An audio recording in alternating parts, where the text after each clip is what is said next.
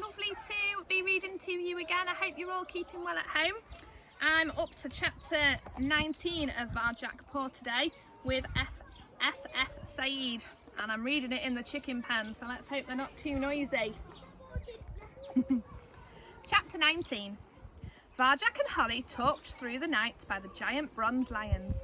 There was nothing to distract them but the fountain's trickle and the birds trilling. It was strange at first. No one else had ever wanted to talk about hunting before. Varjak could still barely believe that someone his own age was interested in it, and not senseless kitten games like Jay, Jethro and Jerome. But it was true. Holly was easy to talk to because she was like him. She liked the same things. Her mind worked in the same ways. Sometimes it was hard to keep up with her.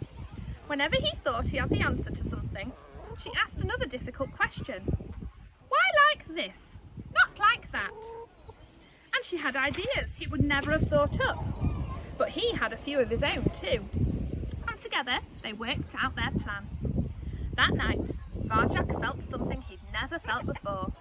Or rather, he didn't feel something. He didn't feel alone anymore.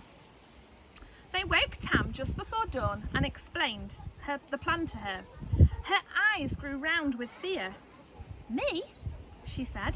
You want me to do that? Why me? Can you do my part of the plan? Said Holly. Or Varjak's?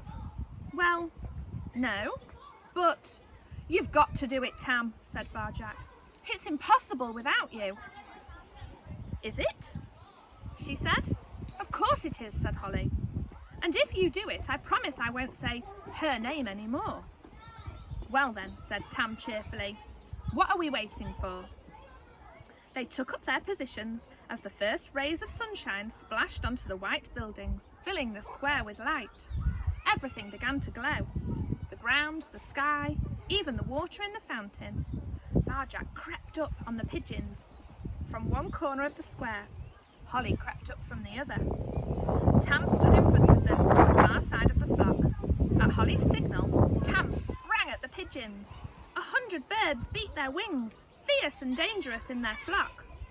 Tam kept going, never slowing, just aiming for the other side of the blur of speed they couldn't stop. And Varjak and Holly flew out of the morning sun behind them. Should have been easy. The birds were distracted by Tam and didn't see them coming in the haze of the brilliant light. That was the plan.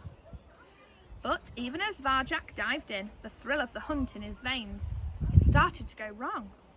Tam was clear though, but there were still too many pigeons in a mass.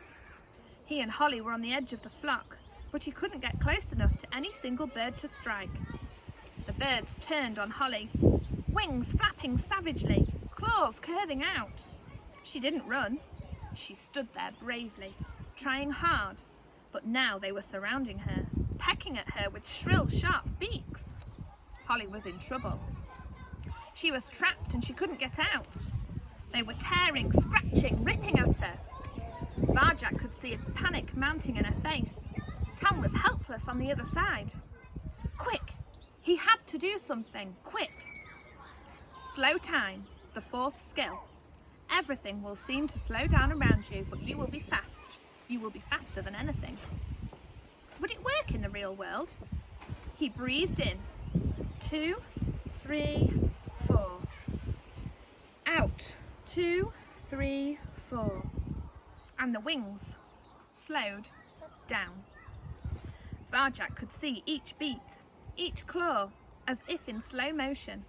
He dived after Holly, into the mass of birds, moving smoothly through the chaos, making them fly apart for just a moment.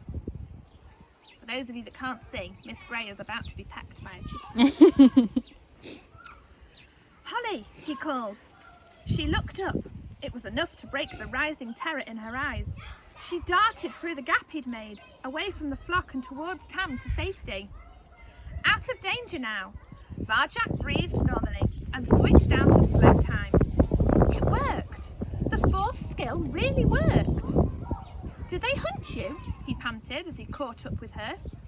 Nothing wrong with me, said Holly, though she was trembling. Thanks for getting me out, she added. No problem.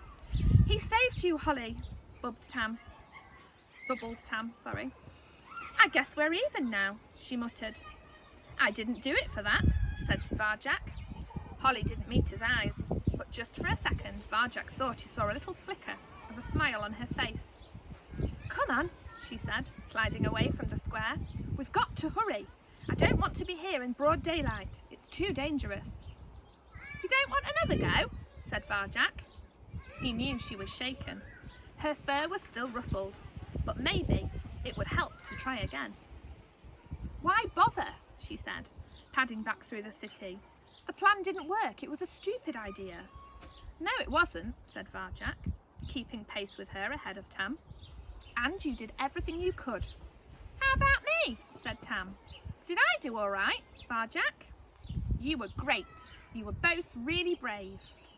I was great, beamed Tam. There were just too many of them this time, said Varjak, but that doesn't mean it's impossible. Maybe, said Holly, picking up the pace, maybe if we tried it another way. They started on a new plan as they headed back. The city was beginning to rumble with life once more. Familiar streets flashed past as they went by. I'm still hungry, said Tam. Her nostrils twitched. Wait, you two. It's that fishy smell again. She stopped by a turning off a side street, the same turning where Varjak had caught the mouse. Even in daylight, it curved away into darkness, into shadow. Come on, Tam, said Holly over her shoulder. But it's that lovely smell again, said Tam. And there wasn't any food in the park, and the hunting didn't work, and I'm still hungry. We're not stopping here, said Holly. If you go, you're on your own. She turned back to Varjak and carried on talking. They walked away, planning their next hunt together. Tam stayed behind at the turning. It's your loss, called Tam. I'll see you back in our alleys. And that's the end of chapter 19.